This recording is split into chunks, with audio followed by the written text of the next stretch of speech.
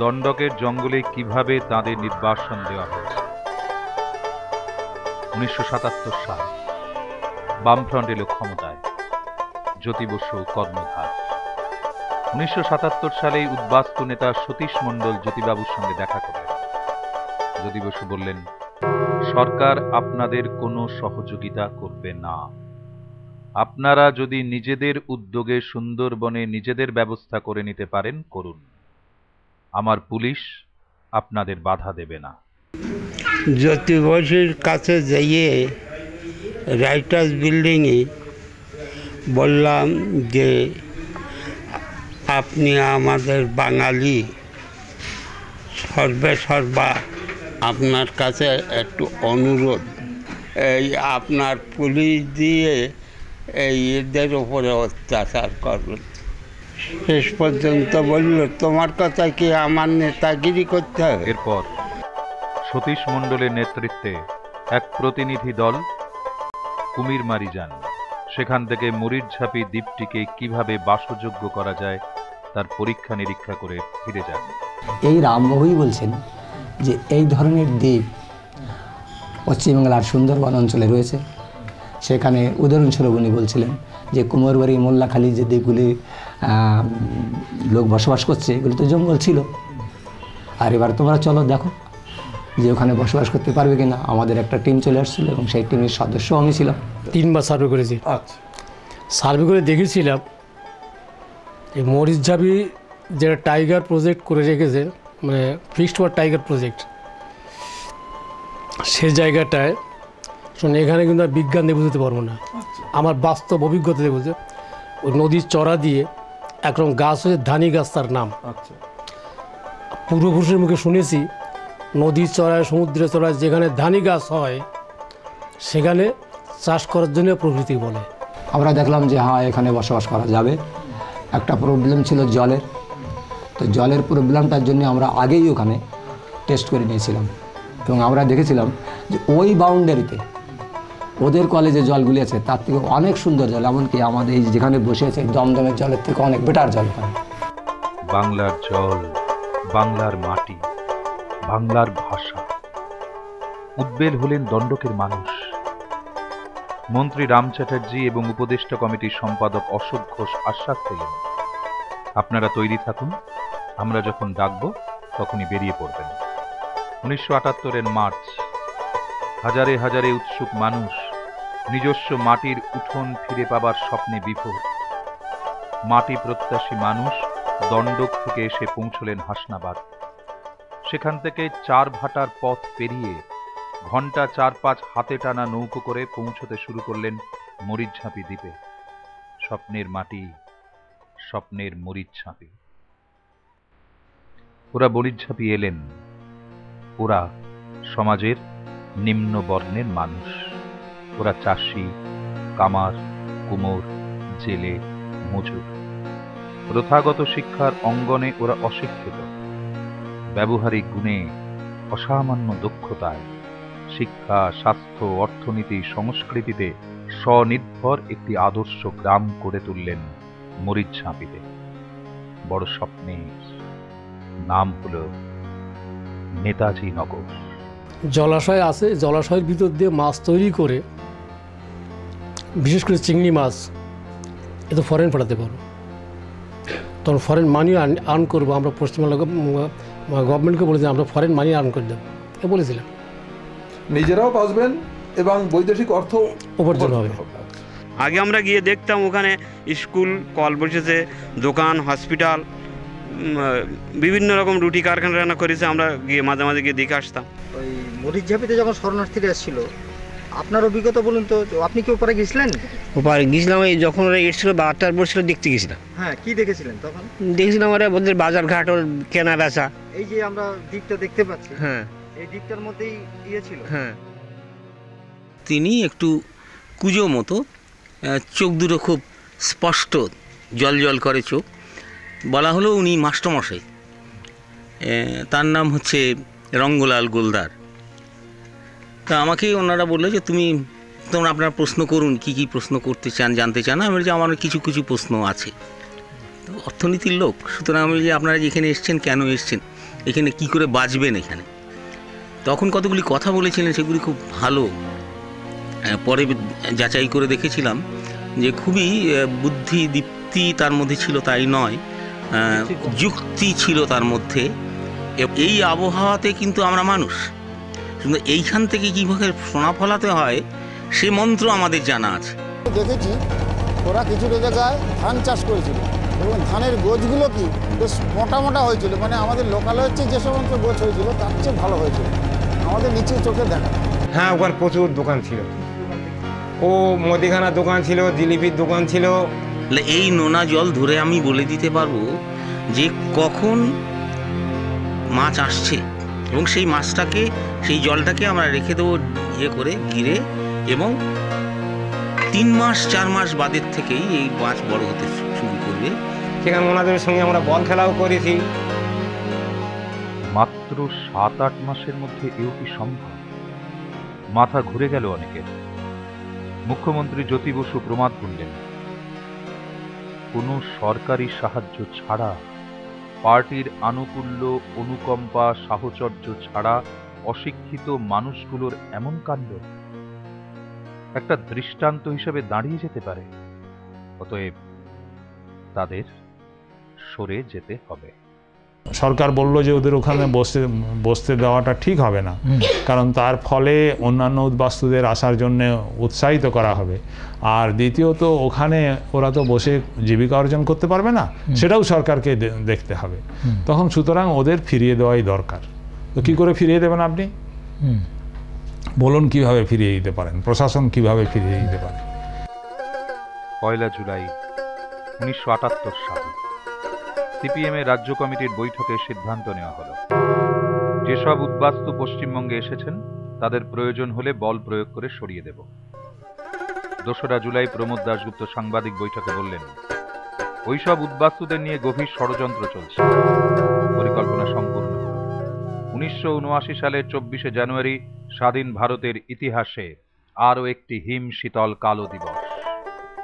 মরিচঝাঁপির নিকোনো উঠোন, সাজানো গ্রাম অবরুদ্ধ হল। মরিচঝাঁপিতে 144 ধারা জারি হল। সুন্দরবনের সমস্ত যাত্রীবাহী এবং পণ্যবাহী লঞ্চ অধিগ্রহণ করা হল।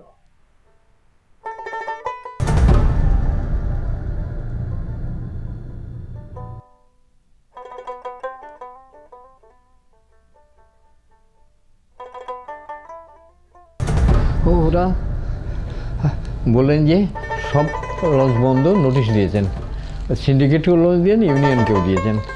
আমি ছুটে চলে গেলাম, তখন এখানকার সিআই ছিলেন গঙ্গাধর ভট্টাচার্য, উনি কন্ট্রোল করছেন সব।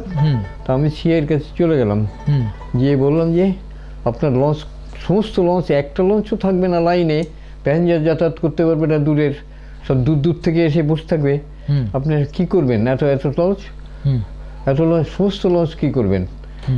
তা বলা যাবে না, কনফিডেন্সিয়াল। আমরা দেখুন তাহলে কোনো লঞ্চ যাবে না, আপনারা যতই আইন দেখান, আমরা কোনো মেডিকেল সার্টিফিকেট দিয়ে দিচ্ছে, কোনো সারেঙের অসুস্থ, কোনো ড্রাইভার অসুস্থ, দিয়ে অর্ধেক সারেং ড্রাইভার যাবে না। আর আমি তখন আটকে দেবো যে সারেং ড্রাইভার ছাড়া বেআইনি কোনো লঞ্চ চলবে না। আপনি কী করবেন? চালাতে পারবেন বেআইনি? তখন বললেন যে মরিচঝাঁপি, ওটাকে ঘেরাও হবে, ওদেরকে উচ্ছেদ করা হবে। আমি জ্যোতিবাবুকে একটা চিঠি লিখি যে বেআইনিভাবে এরা চলছে, এটা আন্তর্জাতিক জল আইন বিরোধী এবং আমাদের ইনল্যান্ড যে জল আইন আছে তারও বিরোধী। 18-20 দিন আমাদেরকে অবরুদ্ধ করে দেওয়া হয় দ্বীপের মধ্যে। পেটের জ্বালা, খুব বড় জ্বালা, এখন কি করে বাঁচবো আমরা? ঘাস খেয়েছে মানুষে, শুনেছেন কোনোদিন জীবনে মানুষে ঘাস খায়? ঘাস খেয়েছে। নারকেলের মাটি আমরা তুলে তুলে খাতাম, আর ওখানকার একটা যদু পালন বলে একটা শাক আছে, ওই শাক সেদ্ধ করে আমরা খাতাম। পানীয় জল যা খেয়ে মানুষ বাঁচে, সেই জলটুকু জ্যোতিবাবু আমাদের দেয়নি। ছেলেটারে এমনকি 18 দিন যখন নৌকা পারাপার বন্ধ ছিল, তখন আমি বিচি কলা সেদ্ধ করে, লোনা জল দিয়ে সেদ্ধ করে তারপরে খাওয়াইছি বিচি কলা। আমার 2টো বাচ্চা মারা গেছে এখানে। ওইখানে কত বছর বয়স ছিল? কত বছর বয়স হলো এরকম 6 বছর টছর করে হবে। একজনের বয়স 6 বছর আর একজনের বয়স 3 বছর টছর হবে। কিভাবে মারা গেল? কিভাবে না খাইয়ে চিকিৎসা করতে পারলাম না আর কি করবো, পয়সা করি নেই কিছু না, দুইজন একটু কাটা করলে আর কি করবো। তারপরে যখন দেখা গেল যে আর লোকজন এখানে টিকতে পারছে না, সবসময়ের জন্য লঞ্চে অত্যাচার, মারামারি, গুলি গল্লা। তারপরে একদিন ভয়ে একটা গাছের নিচে গিয়ে বসলাম, গুলি চালালো, গাছ ফুঁড়ে বেরিয়ে গেলো, গাছের নিচে ছিল, এটারে আসল দিয়ে ডাকি নিয়ে বসেছিলাম। আমরা কি করেছিলাম? আমরা গেরি করেছিলাম। গেরি বলতে চারিদিক দিয়ে ব্যারিকেড করে বর্ষার জলকে আমরা আটকে রাখতাম। এই বর্ষার জল, আটকানো জল, এই জলে স্নান করা যেত, এই জলে জামা কাপড় ধোয়া যেত। কিন্তু এরা কি করলো, রাতে এদের অনুচর দিয়ে সেই সব জায়গায় এমন বিষাক্ত জিনিস দিয়ে দিল যে যদি কেউ স্নান করে ওঠার পরে তার মনে হবে যে সারা শরীর তার পুড়ে গেছে, ফোসকা ফোসকা ফোসকা ফোসকা পড়ে যাচ্ছে। সামনে ছিল বিনোদ, ওর দুটো ছেলে, একটা মেয়ে গেল মরে। তারপরে আমার পাশে ছিল আমার দিদির মেজোজা, ওনার একটা মেয়ে ওই জলে ডুবে মরে গেল। আমি নিজে উঠাইছি সেই মেয়েটারে, ওই একজন গেল। আমার সামনে ছিল জ্যাঠাতো ভাই কান্ত, তার একটা মেয়ে মরল। পিছনে ছিল একজন, তার 3 ছেলে মেয়ে, সে 3 ছেলে মেয়ে সবই মরে গেল। একজন ব্রাহ্মণ, তার 5টা ছেলে, একটাও বাঁচি থাকলো না, সব মরে গেল। কত মানুষ যে বাবা, 3 ট্রাক, আমি ও কইতে পারবো না, 3 ট্রাক দেখছিলাম। তাই আমি আগে ভাবছি কি কাঠা নিয়ে যায়, তাই বড় একটা সাদা কাপড় দিয়ে ঢাকায় তো ট্রাকটা, তাই সে সময় উঁচু উঁচু দেখা গেছে। আর পরে না, পরে আগে 2 ট্রাক গেছে, পরে যে ট্রাকটা গেছে সেটার পাও ফিরেন গে আমাকে, এই কাগজটা নাই রয়েছি হেয়ে দিক, হেয়ে দেখে না আমি হাট ফেলে পড়ছিলাম। কিরণময়ানন্দ মন্ত্রী হবার পরে ওনার একটা বিবৃতি দেখেছিলাম, যে ওনাকে জিজ্ঞাসা করা হয়েছিল যে মরিচঝাপির এই যে ঘটনা, আপনারাই তো দণ্ডকারণ্য থেকে ওদের ডেকে এনেছিলেন, আহ্বান করেছিলেন, তা পরে আপনারা এরকম করলেন কেন? তা উনি তখন বললেন যে ক্ষমতায় থাকার আগে যা যা বলা যায়, যা যা করা যায়, ক্ষমতায় আসলে ঠিক তা বলাও যায় না, করাও যায় না। গোটা দ্বীপটি ঘিরে ফেলা হলো পুলিশ দিয়ে, সাংবাদিক সহ কাউকেই মরিচঝাঁপিতে যেতে দেওয়া হলো না। বাগনা ফরেস্ট অফিসের অন্যদিকে পুলিশ ক্যাম্প বসল। মরিচঝাঁপি উদ্বাস্তু শূন্য করার দায়িত্বে ছিলেন 24 পরগনার অভিজ্ঞ এসপি অমিয় সামন্ত, আর ছিলেন এসডিপিও বসিরহাট অনিল কুমার, 24 পরগনার additional SP Nirad Das, SDPO Barrackpore Joydeb Chakraborty. খাদ্য বন্ধ, জল বন্ধ, তো জলটাও বন্ধ হয়েছিল না, কল আমরা খুলে কল দিয়েছিলাম, শুনুন, ওখানে কল খুলেনি, কিন্তু কল কুমিরমারির পাড়ে ওই বাগনাতে টিউবওয়েল বসানো হয়েছিল। আর ওদিকের একটা কোণ দেখবেন, নদীটা যখন এরকম করে গেছে, সেই কোণাতে একটা ঝাউ গাছ আছে কয়েকটা, সেইখানে টিউবওয়েল বসিয়ে দেওয়া হয়েছিল। মানে খাদ্যে অবরোধটা হয়েছিল। 7-8 দিন খাদ্য অবরোধের পর শিশু বৃদ্ধ সহ মৃত্যুর মিছিল শুরু হয়ে গেল। অগত্যা মরিয়া কিছু যুবক নৌকো নিয়ে খাদ্য এবং জল আনতে কুমিরমারি দ্বীপে পৌঁছতেই শুরু হয়ে গেল পুলিশের গুলিবর্ষণ। আমরাও সেই গুলি উপেক্ষা করে আমরা ওপারে পার হই। হওয়ার পরে তখন পুলিশ কিন্তু ভয়তে ওখান থেকে পালালো, 5-7 জন পুলিশ ছিল, ওরা মূল ক্যাম্পে চলে গেল। আমাদের উদ্দেশ্য ছিল যে ওখানে যে চাল ডাল ছিল বা গ্রামবাসীদের কাছে চাল ডাল নিয়ে এপারে পার করা, যাতে এই মানুষগুলো খেয়ে বাঁচে। আমরা 3টে পর্যন্ত খাওয়া দাওয়ার পার করলাম, মানে চাল ডাল যা কিছু পারি। যখন কোনো দিক দিয়ে রোধ করতে পারছে না, তখন ওপর দিয়ে বাংলানের ওদিক দিয়ে পুলিশ তুলে দেয় ওপরে। 500 ব্যাটালিয়ান্সের একটা ফোর্স, মানে অর্ধেক, মানে কিছু অর্ধেকের মানে রাইফেলধারী এবং আর অর্ধেক আছে টিয়ার গ্যাস এবং ঢাল টাল নিয়ে আমাদের দিকে আক্রমণ করার চেষ্টা করলো। তো আমরা যখন সামনে যাই তখন ডাইরেক্ট গুলি চালায়। গুলি চালালে অনেকের গুলি লেগে গুলিতে ওখানে স্পট ডেড হয়ে গেছে। আমার পায়ে তখন ওই পুলিশের গুলি লাগে। স্থানীয় প্রত্যক্ষদর্শীর মতে 30 থেকে 40 জন উদ্বাস্তু পুলিশের গুলিতে নিহত হন। সরকারি হিসেবে অবশ্য 2 জন। এসপি অমিয় সামন্ত তাই বলেছেন। পুলিশকে আক্রমণের ফলেই পুলিশকে গুলি চালাতে হয়েছিল, কিন্তু আনফরচুনেটলি গুলিতে মারা গেল কুমিরমারির 2টি আদিবাসী মহিলা। একদম অবরোধ করে দিয়েছে যাতে করে ওরা খাদ্য না পায়, জল না পায়, এভাবে অবরোধ করেছিল। কিছু শরণার্থী বোধহয় পেটের জ্বালায় ওরা বোধহয় সন্ধ্যাবেলা পার হয়ে এপারে কিছু খাদ্য টাদ্য পাওয়া যায় কিনে এসেছিলো, ওরা গুলি চালিয়েছিল। আমাদের এখানকার সর্দারপাড়ায় ঢুকে ওরা হুড়ুড়ি করে মেনিমুন্ডাকে ওরা ঘরের ভিতরে গুলি করে মারলো। আর কিছু মেয়ে ছেলে ওদের তো ছুটে পালিয়ে যাচ্ছে, সেই মেয়ে ছেলেদের চুলের মুড়ি ধরেছে, বান গাছের গায়ে নিয়ে দিয়ে কাতানের কোপ দিয়েছে। তখন উনি কি করছিলেন তখন? উনি একটা বাচ্চা দুধ খাওয়াচ্ছিল আচ্ছা, ঘরের ভিতরে। ঘরের ভিতরে তখন গুলিটা লাগে। হ্যাঁ। গুলিটা কোন জায়গা থেকে চালিয়েছিল? গুলিটা চালিয়েছিল আপনার উত্তর দিক দিয়ে। উত্তর দিক বলতে আপনি এটা দেখান। এই ডান দিক দিয়ে। ডান দিক দিয়ে, এই দিক দিয়ে গুলি গেছে। হ্যাঁ। গুলিটা উদ্দেশ্য কার ছিল? যে এই শরণার্থীদের মারার জন্য। 3টে সাড়ে 3টের দিকের থেকে মোটামুটি ওপারের থেকে লোক ঝাঁপিয়ে পার হলো, হয়ে পুলিশ এক ডাকি তাড়িয়ে নিয়ে চলে গেল। আমাদের বুধবারে বাজারের থেকে ওখান থেকে ফোঁস উঠলো, ওঠে মানে ওখান থেকে গ্যাস মারলো। হ্যাঁ, গ্যাস মেরে কিছু শরণার্থীরা তখন পড়ে যায়। আমাদের বারান্দায় ডিএম আছে, আমাদের স্যার দেখুন আমাদের তো বাড়ি থেকে খুব ক্ষয়ক্ষতি হচ্ছে, আমরা গরিব লোক। বলো ঠিক আছে, তোমাদের ক্ষয়ক্ষতি হবে না, আমি তো এখানে আছি আর আমার ফোর্স চারিধারে আছে। 4টে সাড়ে 4টের দিকের থেকে গুলিগোল্লা শুরু হয়েছে। মানে আমি যেটা দেখেছি অনুমানে 30, 35, 40 জন মরেছে। মরে আমার বাড়ির পুকুর পাড়ে ঝাঁপ করে রেখেছে। আর মিনিমুন্ডার মেরেছে 5টার দিকে ঠিকই। হ্যাঁ, গুলি ছড়িয়েছে, তারাও মরেছে অনেক। ওরা লঞ্চে সব তুলে নিল, টেনে টেনে সব লঞ্চে তুললো। আমরা দেখলাম, আমরা দূরের থেকে দাঁড়িয়ে দাঁড়িয়ে দেখছিলাম। তখন আমাদের সঙ্গে অনেক ছেলেরা ছিল, আমরা ছিলাম। দেখি সব লঞ্চের থেকে সব ওরা নিয়ে লঞ্চে তুলে নিয়ে চলে গেল। এটা কারা করেছে? এটা পুলিশরা করেছে। আনুমানিক 25-30 জন তো আমরা অনুমান করছিলাম।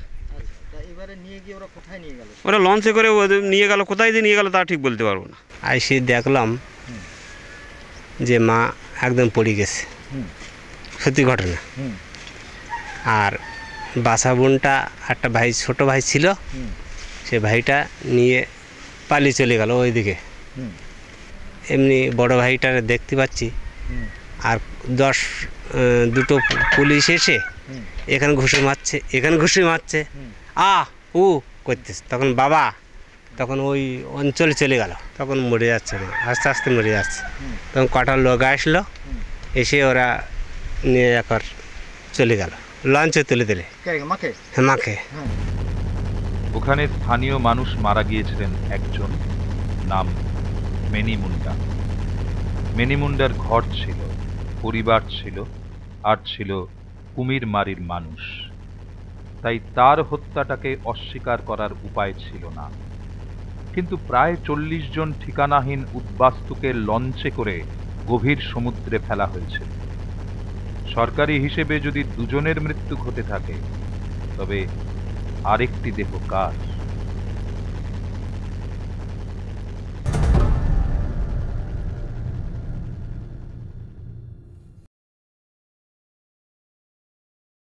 নারায়ণ দত্ত মজুমদার, সাক্ষ্য সেন, এদের নিয়ে আমরা হাইকোর্টে পিটিশন দাখিল করা হয় আমাকে উদ্বাস্তুর তরফ থেকে, এবং মরিচঝাপির নাগরিক হিসাবে এবং দণ্ডক উদ্বাস্তুদের প্রতিনিধি হিসাবে আমি তখন পিটিশন সাবমিট করি।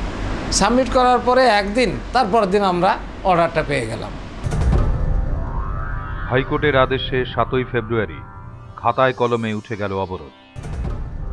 হাইকোর্ট আদেশ দিলেন একমাত্র আইনজীবীরাই মরিচঝাপির তদন্তে যাবেন। কিন্তু হাইকোর্ট তো কলকাতার বুকে, আর ওখান তো আর কোর্ট নাই, ওখান তো জ্যোতিবাবুর লোক ছিল।